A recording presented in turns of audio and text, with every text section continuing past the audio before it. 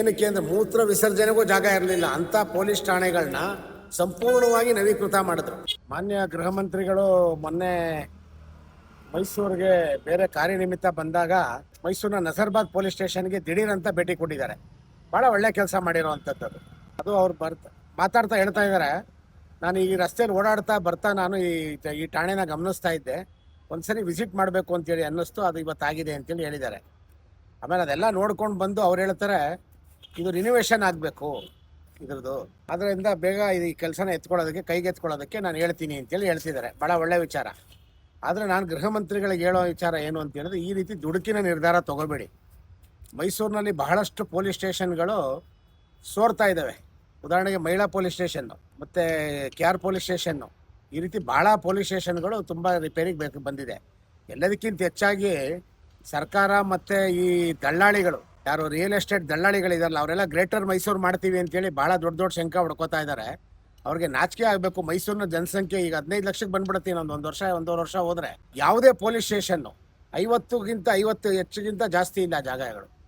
ಅದರಿಂದ ಮುಂದಿನ ಜನಸಂಖ್ಯೆ ಮತ್ತು ಈ ಒತ್ತಡಗಳನ್ನ ನೋಡಿಕೊಂಡು ಪ್ರತಿಯೊಂದು ಪೊಲೀಸ್ ಸ್ಟೇಷನ್ನು ಕನಿಷ್ಠ 1 ಎಕರೆನಾದ್ರು ಇರಲೇಬೇಕು, ಅಥವಾ 1 ಎಕರೆಗಿಂತ ಜಾಸ್ತಿ ಇರ್ಬೋದು. ಈ ಕೂಡಲೇ ಕ್ರಮ ತಗೋಬೇಕು. ನಗರ ಪಾಲಿಕೆ, ನಗರಾಭಿವೃದ್ಧಿ ಪ್ರಾಧಿಕಾರ ಮತ್ತು ಜನಪ್ರತಿನಿಧಿಗಳು 3 ಜನನೂ ಒಂದು ಇಚ್ಛಾಶಕ್ತಿ ಇಟ್ಕೊಂಡು ಈ ಕೂಡಲೇ ಎಲ್ಲ ಪೊಲೀಸ್ ಸ್ಟೇಷನ್ಗಳಿಗೂ ಕನಿಷ್ಠ 1 ಎಕರೆ ಅದಕ್ಕಿಂತ ಜಾಸ್ತಿ ಜಾಗನ ಮೀಸಲಾಗಿ ಇಡಲೇಬೇಕು. ಮತ್ತು ಅಲ್ಲಿ ಪೊಲೀಸ್ ಸ್ಟೇಷನ್ ಬರಲೇಬೇಕು ಮೈಸೂರು ನಗರಕ್ಕೆ. ಎಲ್ಲದಕ್ಕಿಂತ ಹೆಚ್ಚಾಗಿ ಇವಾಗ ಲಷ್ಕರ್ ಪೊಲೀಸ್ ಸ್ಟೇಷನ್ ಇದೆ. ಲಷ್ಕರ್ ಪೊಲೀಸ್ ಸ್ಟೇಷನಲ್ಲಿ 2 ಮಾಡಿ ಹತ್ತಬೇಕು. ACP ಅವ್ರ ಕಚೇರಿ ಮೇಲಿದೆ, ಮತ್ತು ಮಹಿಳಾ ಪೊಲೀಸ್ ಸ್ಟೇಷನ್ ಮೇಲಿದೆ. ಅಲ್ಲಿ ಕೆಳಗಡೆ ಇರೋ ಇನ್ಸ್ಪೆಕ್ಟರ್ ಕೊಠಡಿ ಚಿಕ್ಕದಿದೆ. ಪೊಲೀಸ್ನವ್ರು ಎಷ್ಟು ಒತ್ತಡದಲ್ಲಿ ಕೆಲಸ ಮಾಡ್ತಾ ಇದ್ದಾರೆ ಅಂತ ಹೇಳಿದ್ರೆ ಯಾವ ಕೆಲಸನೂ ಮಾಡೋಕ್ಕಾಗ್ತಾ ಇಲ್ಲ. ಅದರಿಂದ ನಾನು ಹೇಳ್ತಾ ಇರೋಂಥ ಮೈಸೂರಿನ ಹಳೆ ಗುಜರಿ ಈ ಕೂಡಲೇ ನಗರ ಪಾಲಿಕೆಯವರು ಅಲ್ಲಿರೋರನ್ನ ಖಾಲಿ ಮಾಡಿಸಿ, ಅವ್ರನ್ನ ಇಲ್ಲಿಂದ ಖಾಲಿ ಮಾಡಿಸಿ ಸಿಟಿನ ಹೊರಗಡೆಗೆ ಹಾಕಿ. ಗುಜರಿನ ಎಲ್ಲಿ ಬೇಕಾದ್ರೆ ಮಾಡ್ಬೋದು. ಗುಜರಿ ಮಾಡೋದಕ್ಕೇನು ಇಂಥ ಮಾನದಂಡ ವಾಸ್ತು ಏನಿಲ್ಲ ಅದಕ್ಕೆ. ಆದರೆ ಪೊಲೀಸ್ ಸ್ಟೇಷನ್ಗೆ ಅದನ್ನು ಸಮರ್ಪಕವಾಗಿ ಲಷ್ಕರ್ ಪೊಲೀಸ್ ಸ್ಟೇಷನ್ನು ಪ್ಲಸ್ ನಜರ್ಬಾದು ಅಥವಾ ಮಂಡಿ ಪೊಲೀಸ್ ಸ್ಟೇಷನ್ ನೋಡಿದ್ರೆ ನಾಚಿಕೆ ಆಗುತ್ತೆ. ಒಳ್ಳೆ ಶೆಡ್ಗಳನ್ನ ಹಾಕ್ಕೊಂಡು, ಒಳ್ಳೆ ಜೋಪಡಿಗಳನ್ನ ಹಾಕ್ಕೊಂಡು, ಯಾವುದೋ ಒಂದು BPL ಪಟ್ಟಿ ಇರ್ತೀವಲ್ಲ ಆ ರೀತಿ ಒಂದು ನಿರ್ಗತಿಕರಾಗಿ ಬದುಕ್ತಾ ಇದ್ದಾರೆ. ಸೊ ಇಂಥ ಮಾನಗೆಟ್ಟ ಕೆಲಸಗಳನ್ನ ಫಸ್ಟ್ ನಿಲ್ಲಿಸಿ ಈ ಕೂಡಲೇ ಜನಪ್ರತಿನಿಧಿಗಳಿಗೆ ನಾಚಿಕೆ ಆಗಬೇಕು. ಅವ್ರಿಗೆ 50-50 ಸೈಟ್ಗಳು ತೊಗೊಳೋದಕ್ಕೆ ಓಡಾಡ್ತಾ ಇದ್ದಾರೆ. ಆದರೆ ಈ ರೀತಿ ಮೂಲ ಇದರಲ್ಲಿ ತೊಂದರೆಗಳಿರುವಂಥ ಕೆಲಸಗಳನ್ನು ಮಾಡ್ತಾ ಇಲ್ಲ. ಅದರಿಂದ ಈ ಕೂಡಲೇ ಎಲ್ಲದಕ್ಕಿಂತ ಹೆಚ್ಚಾಗಿ ದೇವರಾಜ ಪೊಲೀಸ್ ಸ್ಟೇಷನ್ ನೋಡಿದ್ರೆ ನಿಮ್ಗೆ ಗೊತ್ತಾಗುತ್ತೆ. ನಿಮಗೆ ದೇವರಾಜ ಪೊಲೀಸ್ ಸ್ಟೇಷನ್ ಹೊಸ ಬಿಲ್ಡಿಂಗ್ ಕಟ್ಟಿದ್ರು, ಜೊತೆ ಟ್ರಾಫಿಕ್ ತಂದಲ್ಲಿ ಹಾಕಿದ್ರು. ಜಪ್ತಿ ಮಾಡಿದಂಥ ವಾಹನಗಳನ್ನ ಫುಟ್ಪಾತ್ ಮೇಲೆ ನಿಲ್ಲಿಸ್ತಾ ಇದ್ದಾರೆ. ಸೊ ಅದರಿಂದ ಪೊಲೀಸ್ನವರು ಮೈಸೂರು ನಗರದಲ್ಲಿ ಮುಕ್ತವಾಗಿ ಕೆಲಸ ಮಾಡಬೇಕು, ಒತ್ತಡ ಇಲ್ಲದೆ ಕೆಲಸ ಮಾಡಬೇಕು ಅಂದರೆ ಮೊದಲು ಅವರು ಕುಂತ್ಕೊಳ್ಳೋಕ್ಕಿರುವಂಥ ಜಾಗಗಳು ನೀಟಾಗಿರಬೇಕು, ದೊಡ್ಡದಾಗಿರಬೇಕು. ಎಲ್ಲ ಪೊಲೀಸ್ ಠಾಣೆಗಳು ನವೀಕರಣ ಆಗಬೇಕು. ಮುಖ್ಯಮಂತ್ರಿಗಳು ಅದು ಹೇಳಿ ಕೇಳಿ ನಮ್ಮ ಮೈಸೂರಿನವರು ಅವರಲ್ಲಿ ನಾನು ಮನವಿ ಮಾಡ್ಕೊಳ್ಳೋವಂಥದ್ದು ಏನು ಅಂದರೆ, ಗ್ರೇಟರ್ ಮೈಸೂರನ್ನ ಬೇಕಾದ್ರೆ ಮುಂದವ್ರು ಯಾರು ಮಾಡ್ಕೋತಾರೆ, ಪಾಪ ನಿಮ್ಮ ಸೀಟ್ ಗಿಟ್ ಎಲ್ಲ ಉಳಿಸ್ಕೊಳ್ಳಿ, ಈಗ ಆಯ್ತಲ್ಲ.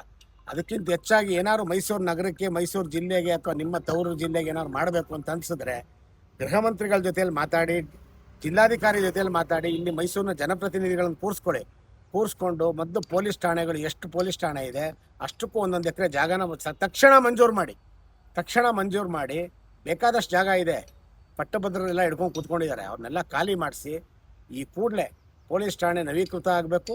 ಜೊತೆಗೆ ದೊಡ್ಡ ಪೊಲೀಸ್ ಠಾಣೆಗಳು ಬರಬೇಕು. ಅದು ಮುಂದೆ ಕಸ್ತೂರಿ ರಂಗನ್ ಅಂತೇಳಿ ಒಬ್ಬರು ಬಹಳ ದಕ್ಷ ಪೊಲೀಸ್ ಅಧಿಕಾರಿ ಇದ್ದರು, ಮೈಸೂರು ಕಮಿಷನರ್ ಆಗಿದ್ದರು.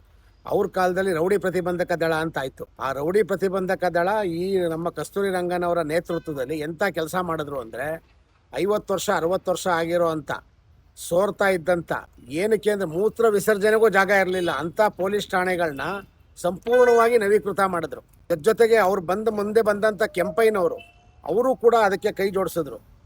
ಎಷ್ಟು ಒಳ್ಳೆ ಪೊಲೀಸ್ ಸ್ಟೇಷನ್ಗಳು ನವೀಕೃತ ಆಯಿತು ಅಂತೇಳಿ ಹೇಳಿದ್ರೆ, ಒಂದು ವೇಳೆ ಏನಾದ್ರು ಅವರಿಬ್ಬರು ಅಧಿಕಾರಿಗಳೇನಾದ್ರು ಕ್ರಮ ತಗೊಳ್ಳದೆ ಹೋಗಿದ್ದಿದ್ರೆ ಇವತ್ತು ಪೊಲೀಸ್ ಸ್ಟೇಷನ್ಗಳೆಲ್ಲ ಜೋಪಡಿಗಳು ಕೂತ್ಕೋಬೇಕಾಗಿತ್ತು. ಅಂದರೆ ಅವತ್ತು ದಕ್ಷ ಅಧಿಕಾರಿಗಳು ಇದ್ದರು, ಇಚ್ಛಾಶಕ್ತಿ ಉಳ್ಳಂಥ ಜನಪ್ರತಿನಿಧಿಗಳು ಇದ್ದರು. ಆದರೆ ಇವತ್ತು ಜನಪ್ರತಿನಿಧಿಗಳಿಗೆ ಬೇಕಾಗಿರುವಂಥದ್ದು ಬರೀ ಮೂಡ ಒಂದೇ ಬೇಕಿರೋದು ಅವ್ರಿಗೆ, ಅದು ಬಿಟ್ಟು ಬೇರೆ ಇನ್ಯಾವುದೂ ಬೇಕಿಲ್ಲ.